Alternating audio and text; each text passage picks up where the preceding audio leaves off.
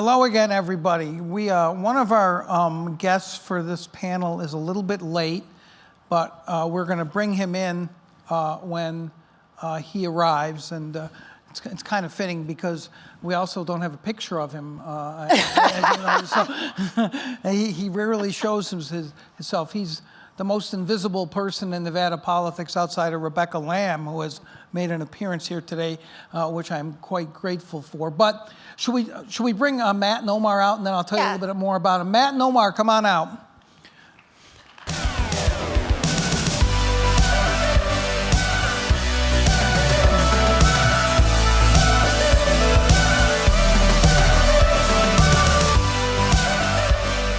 Welcome, gentlemen.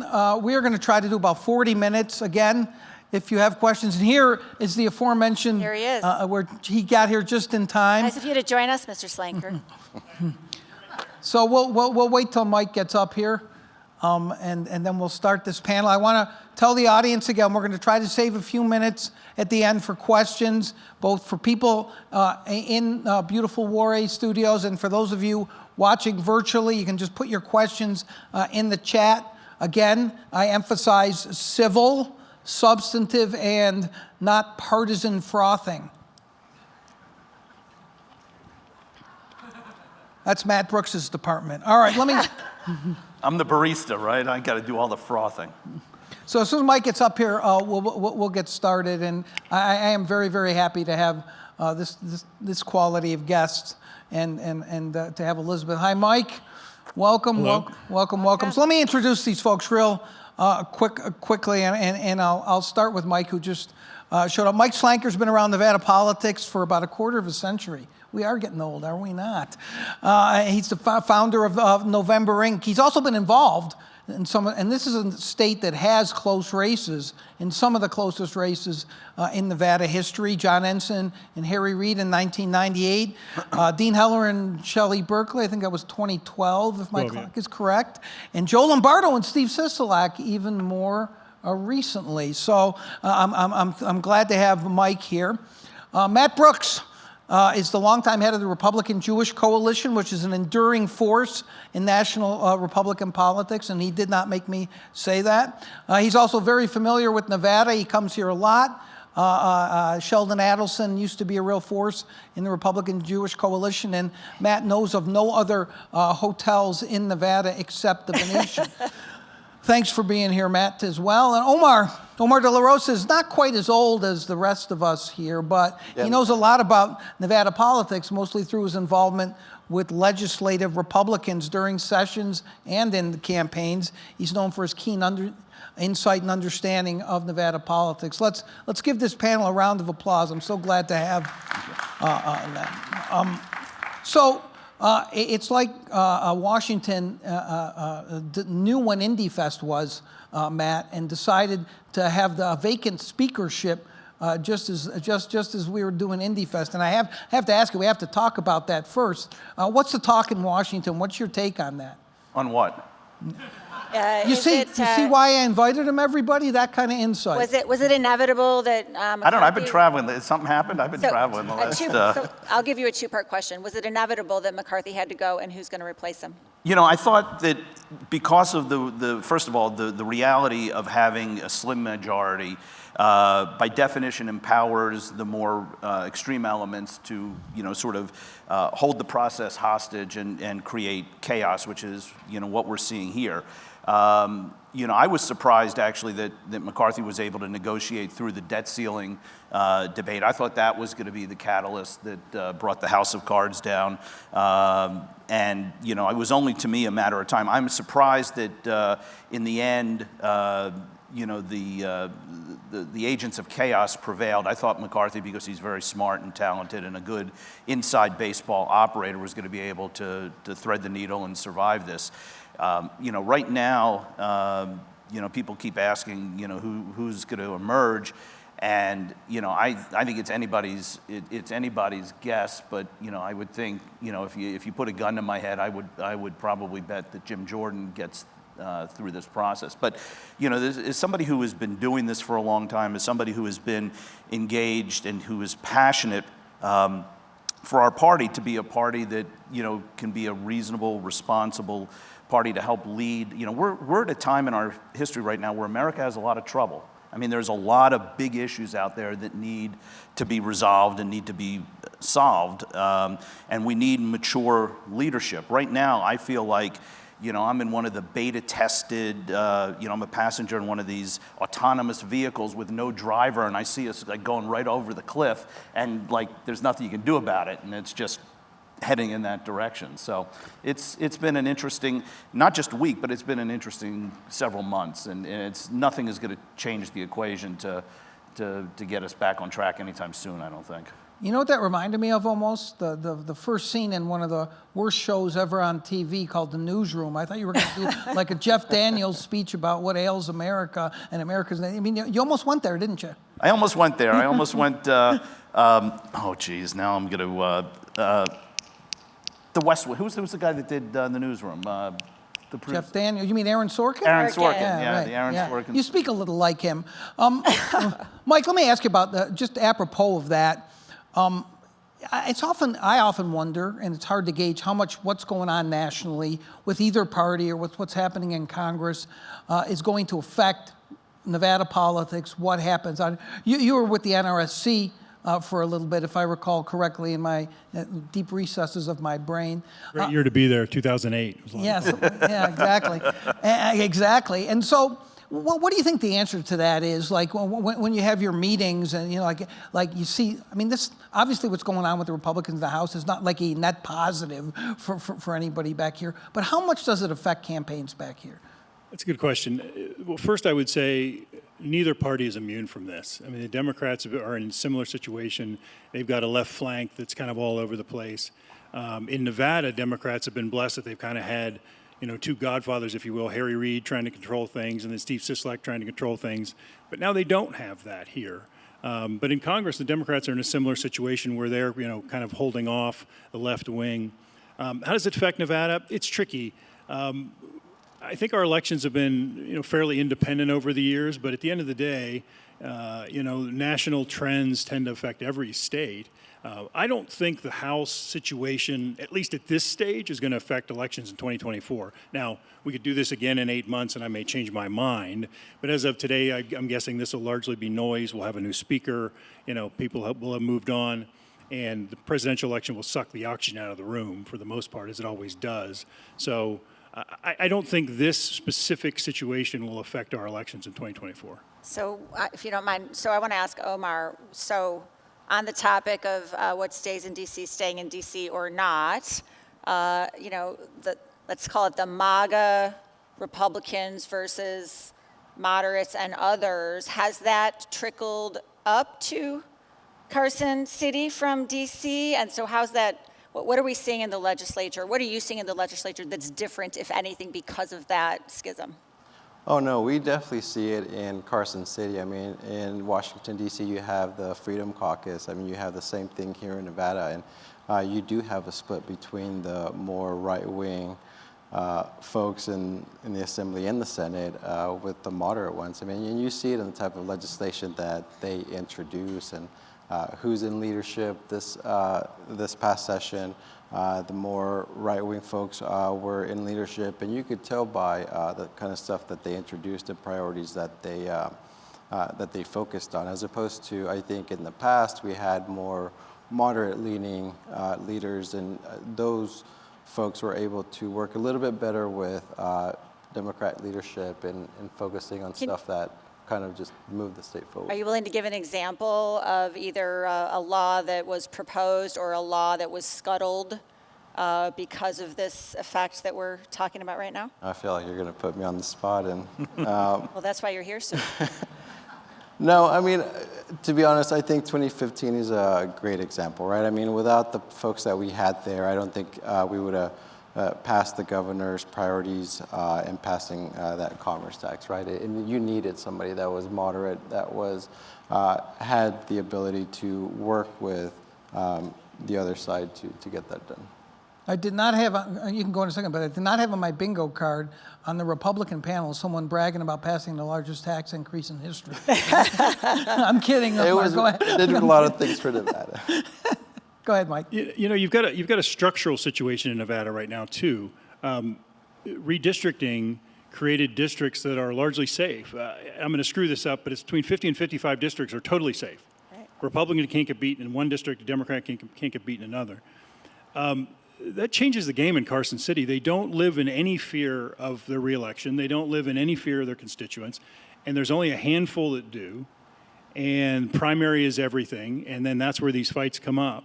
But, you know, I would sit here today and argue that that is a real problem and something Nevada ought to look to fix, like Colorado and other states have over, and California have over the years, because they don't feel like they need to moderate. They don't feel like they need to, and I know moderate's an ugly word, but they don't feel like they need to talk to anybody else or work with anyone else because their district is 100% safe, and both parties are guilty of it. Yeah, let me just for those of you here in the audience or listening who are not aware, there was an attempt to reform the way we do redistricting in Nevada, basically using math to keep it simple, but it didn't make it, and so what happens is that whichever party is in control of the legislature on the particular year that it's time to do the redistricting runs the show, and they usually win at least in a few areas, and recently they got pretty much what they wanted, I think. Isn't the number, Omar, maybe you know this off the top of your head, didn't like Republican candidates for the legislature get more votes than Democratic candidates for the legislature, and they still are in a near super minority in both houses? Are those numbers right? Something like that? I mean, that sounds right, but I mean, yeah, I mean, the way that they were drawn, for the next 10 years, Republicans are going to be, we might be in the super minority in both houses, hopefully not. I think Lombardo team is doing a great job in recruiting good candidates, but I mean, there's a very real possibility of us being super majority in both houses. So, Matt, isn't this, I mean, you have to deal with Congress to some extent in your job. The same problems exist there, right? This is just a local example of a national problem, right? Yeah, no, I think what Mike said is absolutely correct. I mean, the reality is that we're in this situation is because we have, you know, in terms of the gerrymandering process, we have created, you know, all of these safe seats for people on the Republican side and the D side. So there is no need to try and move toward the center and try and find, you know, sort of, you know, you just put on your jersey and you can be ideologically, philosophically pure, or, you know, just sort of take these positions of intransigence without having to worry about any repercussions at the ballot box. And I think that's a big long-term systemic issue that we're going to have to figure out. How do you figure it out? What do you do to fix it? I mean, Mike alluded to maybe independent redistricting commissions, which some people think are good. Some people think it's impossible to take the politics out of redistricting, even if you do that. What's the solution, Matt? Here is your chance to make national news for the first time in your life. Fix the problem. Look, I don't know what the answer is, but I would certainly be supportive of putting together a bipartisan group to study, you know, how to fix this. But you know, it's interesting. At the end of the day, nothing's going to get fixed because everybody has a vested interest in having their majority districts and, you know, not having to have competitive races and all that kind of stuff. So this is one of those problems that's just going to be self-perpetuating because there's no catalyst or incentive to really change it. I have a question for Matt, if you don't mind. You said earlier during the Ask Us Anything that, you know, your second favorite thing to say is that Nevada matters. So when Harry Reid was majority leader, Nevada certainly did matter, and he made sure of it. Now with Reid gone, do you hear Nevada's name come up ever in your conversations in Well, DC? I never thought Nevada mattered, first. Nevada. You may leave now, sir. How dare you? Oh, I know. I'm just doing it to trigger him. I love it that you got booed. It happens a lot. I'm used to it. Trust me. How's Nevada seen, you know, by folks in DC? It's interesting. No, because you have a you know, what potentially can be a competitive Senate race here, and you have a number of potentially competitive House races. So from a national perspective, Nevada is certainly on the radar screen. We were talking backstage, and you know, we have, you know, it's unclear how much of a presidential battleground Nevada will be come November. You know, if it's Biden and Trump, you know, I think it's interesting. You know, we have this weird sort of symbiosis between the two parties in that, on one hand, literally Joe Biden, the only candidate Joe Biden can beat in a general election is Donald Trump, and literally, likely the only candidate that Donald Trump can beat in a general election is Joe Biden. So you have this weird, you know, sort of situation where their fates are all intertwined and interconnected.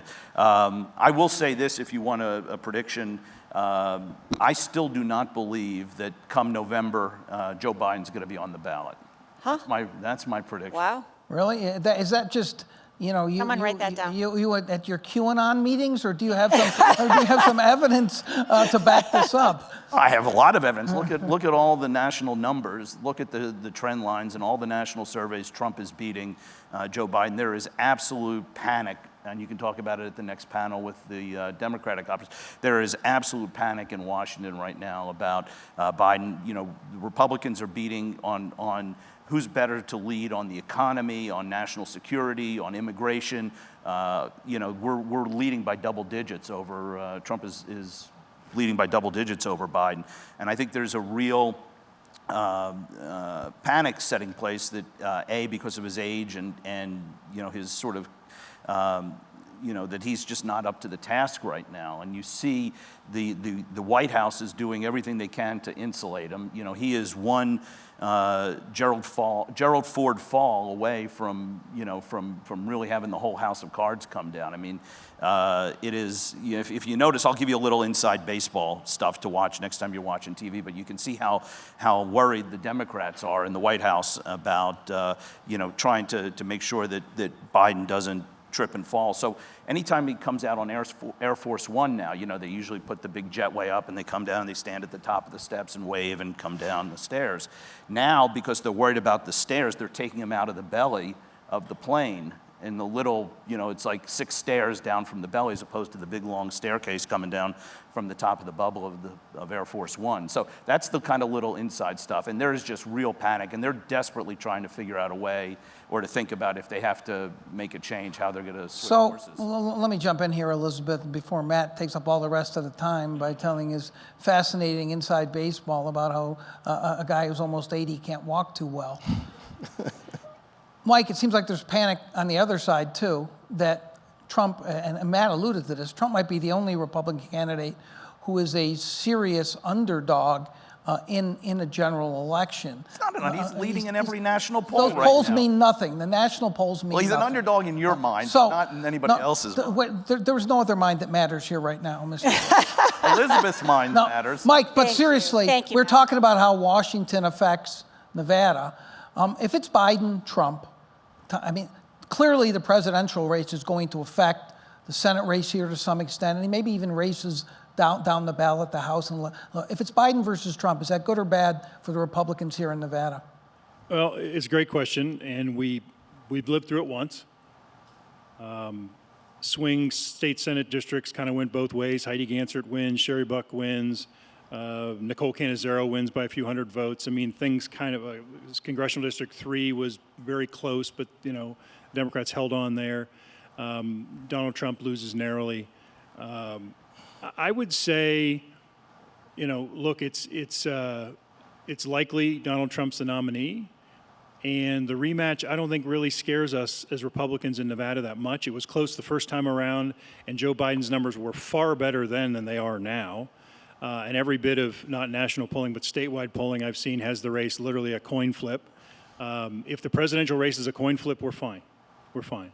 Would I rather it be a runaway Republican win? Sure, but that's not going to happen here. So it looks fine is the answer to that. Are we giddy that we're going to run away and beat Joe Biden by 5 points in Nevada? No, but it's likely it's going to be a point or so either way, and that's, I think we're okay there. You know, look, we do have to win some state races in districts that are 6 or so points Democrat, which is really tricky, but I don't think it's any trickier than it has been the last couple cycles. I have a question for Mike, and then it's going to be a question for Omar, too, but from a different perspective. So, Mike, speaking of Reed and Ensign in 1998, 25 years ago, quarter of a century. Really? Yes, that's how old you and John are. How have campaigns changed in Nevada since that Ensign Reed race? Is there anything that drives things now that like just was unheard of back then? Or what are the big things that you've seen change? Wow. How long do we have? Well, got setting 2 aside minutes. technology, data, just campaigns growing, setting that aside, Nevada's changed a lot. I mean, I tell folks this all the time. It's something Joe Lombardo is trying to do now, which is get his arms around the center right. You know, there's a lot of pieces in there. But if you can remember back to 1998, the center left was all over the place. I mean, various labor unions didn't like each other, fought each other in Carson City. Environmentalists didn't like the trial bar, the teachers union. It was very disparate. They were all over the place. And Harry Reid, I would say, if you're going to give him credit for something in Nevada over other things, which, you know, he's always been a great fundraiser and, you know, helped weed out primaries. But at the end of the day, his ability to bring those coalitions together, I can't remember the last time we saw a primary fight between groups like that. I shouldn't say that. I can't think of a big one anyway. And, and even in the legislature, largely, those fights are kept up behind closed doors. Right. So prior to that, 98 and before, well, probably 2004 and before, there were a lot of fights on both sides. Right now, the Democrats have done a great job of consolidating their base, if you will, center-left. Republicans haven't, but I would say that Joe Lombardo gives us a great hope that we can. It won't be perfect, but he's accepted amongst all the factions, or nearly all the factions, and is willing to embrace that job of trying to get folks to get along, to work together, to disagree behind closed doors, but walk out of the room and work together as best they can. So I would say, in a way, you know, for good and for bad, maybe we've grown up in that way. Does that make sense?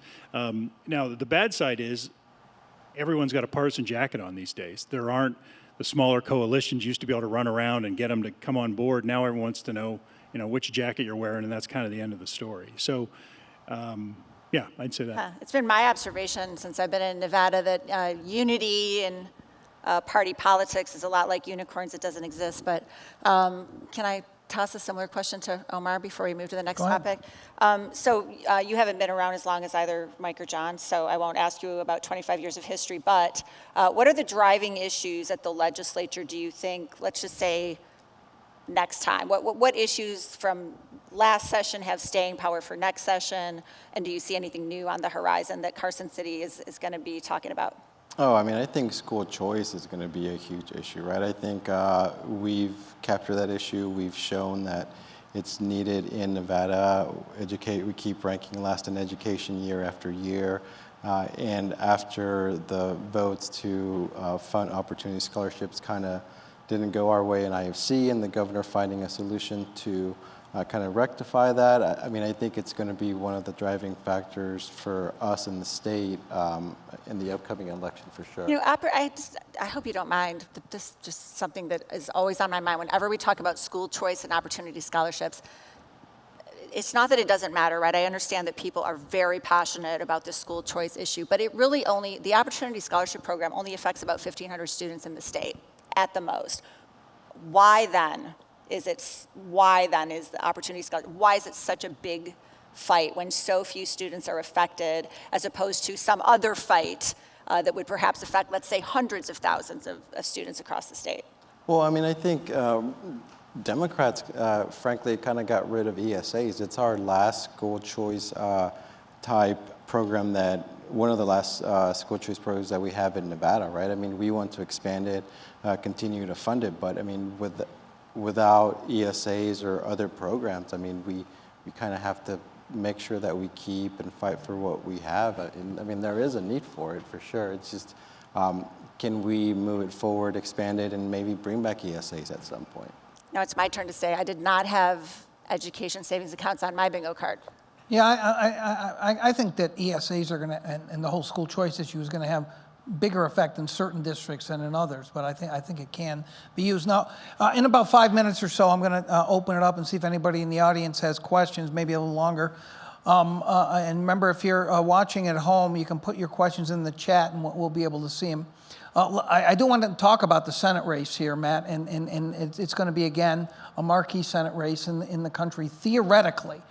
although this is the problem that Republicans have had all over the country, right? And being able to nominate the right candidate, one who can win a general election. And there is at least one in that primary, and Jim Marchant, who I would guess the NRSC will pull all their money out of the state if he wins that primary. How do you see that race? How is it seen in Washington? Jackie Rosen is seen as a ripe target? She is, and this is, this is one of the marquee races that the Senate, in terms of getting the Republican majority back in the Senate, that is an incredibly important piece of that puzzle, along with Montana, West Virginia, Ohio, Pennsylvania. Nevada is right up there in terms of everybody's watch list. And you're right, we have a crowded primary. We have terrific candidates running, You do? We do. We do.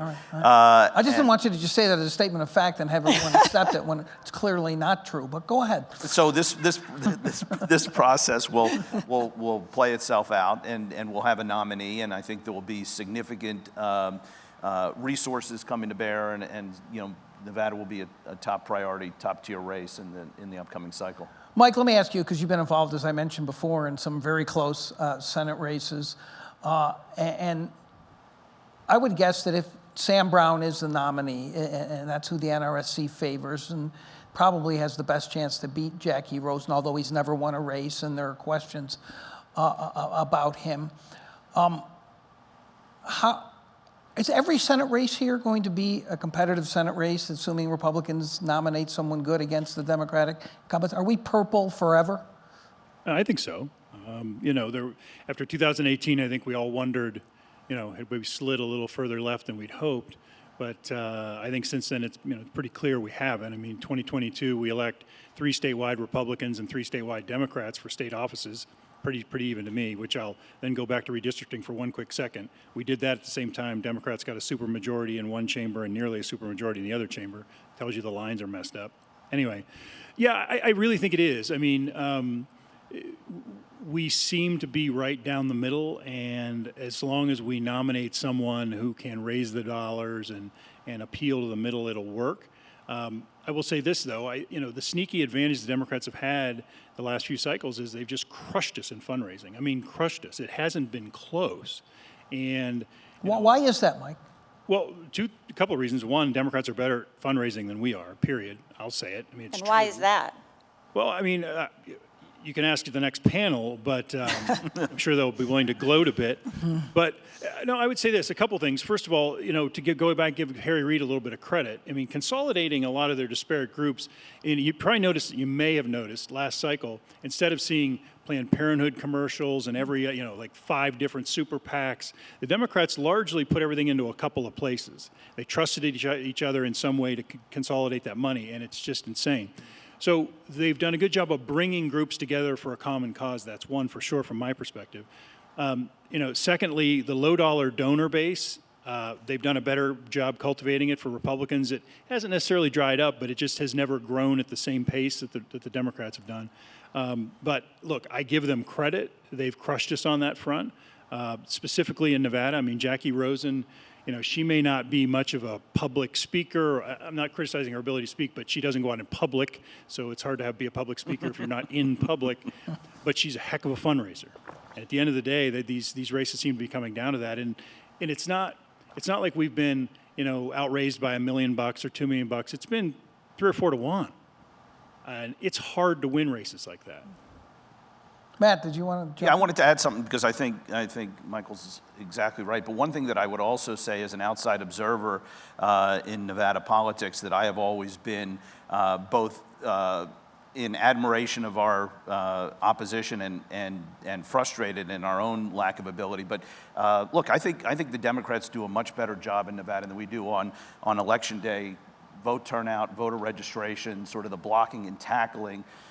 It'll be interesting to see the farther we get away from the Reid machine era, if that continues. But the success of the Culinary Union and their ability to register and turn out and get people to vote, is something that is incredibly impressive. And I think it's a real, we're at a disadvantage, and we've got to figure out a way for us to do a better job at registering and getting our folks to the ballot. Elizabeth, let me just ask one question of Omar, and then let's take some questions. You can. I have a question I'm dying to ask, so let's see If what you're yours dying, is. I'm not dying, so you go ahead. Well, we kind of are alluding to it in a way right here, and this is something all three of you can answer, and it's probably a short answer. So we're talking about in Nevada this explosion of independent/nonpartisan voters. This is happening all over the country, by the way, but it's especially happening in Nevada. It's astronomical. In the time I've lived here, I can't believe it. I mean, nonpartisans now outrank both parties when it comes to voter registration. But Mark Mellman last year, who's a nationally acclaimed pollster and was our pollster for some time and was here at IndyFest, said there's really no such thing as an independent voter. There are voters that are registered as nonpartisans, but they definitely lean one way or another. So I just want a real short answer from each of you. Like, do you agree with that there's not that many real nonpartisan voters, even though we're seeing this rise in registration? Go ahead, Mike. Yeah, absolutely, he's right. I mean, the number that are actually independent is a very, very small amount. So I guess the question though is that, and Omar, why don't you address this too? Because this is going to play a role in some of the House races, and it's going to play a role in legislative races. There has been this explosion, but a certain percentage of them, and it's probably more than half, and maybe even closer to 2/3, are just people who have been defaulted registered as independents because of the motor voter law. And one of the reasons I think Joe Lombardo won in 2022 versus why Adam Laxalt lost is Adam Laxalt ran a base campaign, and Lombardo's campaign reached out to those independents, got independent votes. How do you find those people, Omar? One thing that Republicans do have, and this is a plug for the RNC, we do have a database that all Republicans can use. And your point to Adam Laxalt, in my opinion, he ran, to me, he was a little more far right, where Lombardo did try to run that middle of the road and talk to people, not just about the issues that Republicans care about, but I mean, at that time, COVID was around, so it was easier to attack Sisolak, but he made the argument for those independents. I mean, and for us, I think we do have a good infrastructure to identify those independents, but I mean, Democrats do as well. Okay, we should see if there's any questions either out here in the audience or Raise your hand if at you're home, in the audience or at with a home, put it question. in the chat. Hi. Hi, Tabitha. I had a question about abortion. We saw abortion rights play a major role in the last election. Is that going to hurt Republicans this time, especially given that national polling and statewide polling shows significant support for abortion access among voters regardless of party? Can I rephrase? Should Republicans be worried about this, Mike? Well, I mean, we certainly saw the brunt of it last cycle, right? I mean, from polling pre-July and polling post-July was fairly different. Although there was a serious lag, to be fair. It didn't look like it affected much until early October, and then it certainly did. So, listen, any issue that big has got to be a concern, right? And you have to address it. Republicans who ran from it suffered from it. Republicans who dug in suffered from it. You have to be willing to talk about it. You have to be willing to address it. And in Nevada, honestly, and I think one of the reasons we talk about why did Joe Lombardo win, you could probably name 20 reasons why he won. I would say primarily Joe Lombardo won because he was Joe Lombardo, and he deserves most of the credit. But a little piece of the campaign, we talked about abortion, and we talked about the fact that the Democrat ads that they were running were not true. We went on offense. I think that mattered, right? It wasn't just, oh, gee, here's my story, and I'm going to go on defense, and I'm going to cower, and I'm going to hope it goes over okay. We pushed back. Did it make a huge difference? No, but it took the edge off and allowed a candidate who folks already were inclined to want to support to be okay with. And so I think the key really is you can't be afraid to go on offense. You can't be afraid to talk about it. You can't run away from it. But we have to admit that a majority of Americans, or certainly I'll speak for Nevada, a majority of Nevadans are, on the other side of a lot of our candidates. So we can't ignore it. Mike, I guess what I'd ask you about that, I see it slightly differently in terms of what Lombardo did. He evaded the question to some extent, right? I mean, he said, "I'll govern with a pro-life lens," I think is what he said. The people have spoken, with the 24 weeks, while Adam Laxalt was brilliantly caught on tape saying Roe versus Wade was always a joke. That's a big difference, right? And so how Republicans talk about this, I think is pretty important. The way that Joe Lombardo talked about it, or more importantly, didn't talk about it, I thought was important. Well, Lombardo did, do you mind? I mean, Lombardo did what I saw a lot of what I thought smart Republicans were doing, which in states where there was established law on abortion, he simply stated his personal view and then said, but this is the law in Nevada, and of course I'm going to respect it as governor. I don't know is that evasive or? No, I don't think he evaded it. I mean, I think what you said is true, right? I mean, he was comfortable talking about it. He didn't run away from it, but he said, I'm a Catholic and I'm pro-life. However, Nevada voters have spoken on this issue. It's the law of the land. It can't be changed by me, the governor, or the legislature, which is all true. And, you know, the comfort in that space, I think, mattered in public speaking and addressing voters directly. But in a paid way, like I said, we pushed back because I think the other side in Nevada overreached just a bit. And they said things that weren't true. I want to give a little plug for the person who just asked that question, reporter Tabitha Mueller, who won the Journalist of Merit this year statewide from the Nevada Press Association, and did more in-depth coverage on the abortion issue last campaign season than any reporter in the state. She tried to get every single person who was running for elected office who had anything to say about abortion policy, not just the big questions, but even the smaller questions on record. She did a beautiful job, and she deserves credit for that. Any other questions? Okay. I have a question for Matt.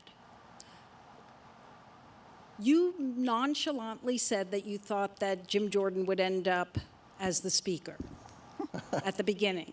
The question I have is, would you personally, as a Republican, be proud that Jim Jordan is your speaker? Maddie, can I defend you for a second? Sure. He didn't nonchalantly say it. He said if you held a gun to his head, he would. That is true. I said I was making a, He you know, if thought you made me that predict. it might be Jordan, but are you in support? I mean, do you think Jordan's the best So are choice? you proud? Proud is what she said, proud. Yeah, look, Sorry. I think Okay. either one of our candidates will do an outstanding job as speaker. The problem is how much leeway, how much runway will they really have to be able to get anything done? There needs to be, in addition to the, you know, I think whoever becomes or takes over the speaker's gavel has got to do it in a way that changes the rules on the threshold for a motion to vacate. You can't be constantly in a position where you're held hostage to agents of chaos who want to just burn the house down, figuratively. You know, so I think either one of them will do a great job. Did the Republican Jewish Coalition endorse Matt Gaetz in his race, Matt? We did not, actually. I did not. We did not. Any other questions out here? Go ahead. We have a question over here. Hang on. Wait Wait, for the the mic. microphone's coming to. Wait. You need a mic. You have a loud voice, Yeah. but you need Hello, a mic. Slanker. This is for you. So, Robert Beadles. What, I don't know if, so up north there's a guy called Robert Beadles who is investing in like Never heard of him. precinct level right? Elections. What do we do about him? How do we get rid of him? What are your thoughts? Wow. Okay. Mike, before you answer this, though, I got to give more of a description of what Robert Beadles, who, again, I think Tabitha was involved in the stories that we did on this as well. We did an investigative piece on him. He has been a disruptive force, mostly in northern Nevada politics. He also said that your candidate, Joe Lombardo, actually lost the primary to Joey Gilbert, his guy, even though Joe Lombardo won that election by double digits. What was it, 25,000 votes or something in the primary. He has made all kinds of crazy comments about elections. He says there's an algorithm in the Washoe County voting machines. But I think that what Abby, I can translate Abby speak for you. And that is, this guy is intimidating public officials. He's done all kinds of stuff. What can Abby Whitaker do to fix this? Can I say something else? He's gotten, it's not just it started with the governor's race, but this guy has gotten moderate Republican local officials ousted from office with the stuff that he spews, if you'll forgive the phrase. And I thought Abby's question was really clear. I don't think it needed translation. Go ahead. Go ahead, Mike. You going to fix Robert Beatles for Abby? Hang on, there's 36 seconds left. Maybe if I just wait. That is not definitive. Damn. Look, I mean, there's nothing anyone can do about a private citizen's right to spend their own money and yell and scream, right? I mean, he's going to do what he's going to do. We can't stop him. I think, if I'm not mistaken, he's toned down some in the last year, hasn't he? Or at least since the election? No? Yes? No. Okay. All right. Well, look, I mean, again, we can't stop him from doing what he's doing, to be brutally honest. It gets me back to trying to get your arms around center right and get everyone in the same tent, but I don't think he really wants to be in anybody's tent. I'm sorry, I don't have a really good answer here. And to be fair, I don't spend a ton of time in Washoe County politics. I know that's really where he's invested his time, because in the governor's race and in the other races, he really hasn't played that much. I mean, obviously, he claimed that Joe Lombardo didn't win, but it's Yeah, not like he he did. engaged in the race at all. Abby, I don't know have- there's a simple answer here. I have a good answer for you. News organizations like the Nevada Independent can continue to dig in and investigate individuals like this, as Tabitha and our team did. Address the misinformation that's being shared, because 90% of what comes out of Beatles' mouth, if not more, is misinformation.